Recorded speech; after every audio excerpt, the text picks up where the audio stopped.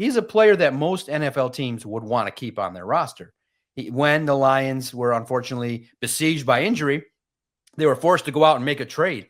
And that kind of put Brad Holmes and the front office in an uncomfortable spot because they had to do all that research. They had to compete with other teams that were contenders to go out and get a productive defensive lineman to make the playoff push. Well, now I do think that Za'Darius Smith was pretty much aware that he was probably not going to have an opportunity to play with the Lions on his old deal.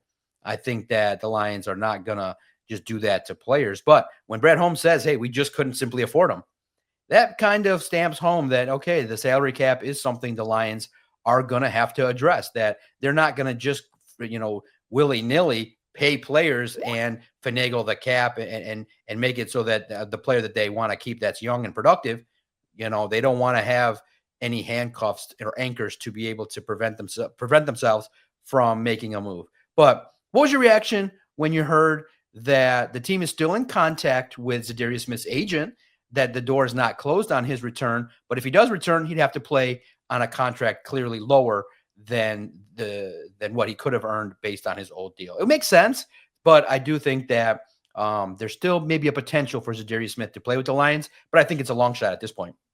Yeah, it's a sign of the times. It's a sign of the times. The Lions looked at Za'Darius Smith's contract and said, we can't afford to pay this moving forward. And I think that all that tells me is that the Lions just remain that much more committed to paying their own guys. When you talk about what Aiden Hutchinson's going to command and what Kirby Joseph's going to command, and I think that they have so many priorities that when you look at the 2025 season and beyond, they're going to have to start making tough decisions like this. Like Khalif Raymond also had to take a restructure and a little bit of a pay cut as well. So when you look at some of these decisions that have to be made, they're all made with that end in mind, that we want to keep as many of these guys that we've drafted as possible. And that's what really this is all going to boil down to. I think that there's some more interesting decisions that they might have to make in the next couple of years when you talk about guys that they haven't drafted.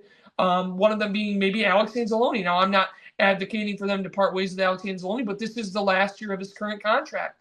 Is Alex Anzalone going to come back? I think yes. I think that while he wasn't drafted, he's a guy that's become enough of a staple of this culture. He came in when Brad Holmes and Dan Campbell took over. But these are some of the decisions that you're going to have to make. And that's my point. I think that when you're that committed to paying your guys, you have to make these tough decisions. And I think that while Za'Darius Smith was just what it boiled down to was he was just kind of that end of season rental type of player with all things considered. I think he was the guy the Lions liked having, and he was relatively productive in his role, and he gave them a little bit of a shot of life in that pass rush.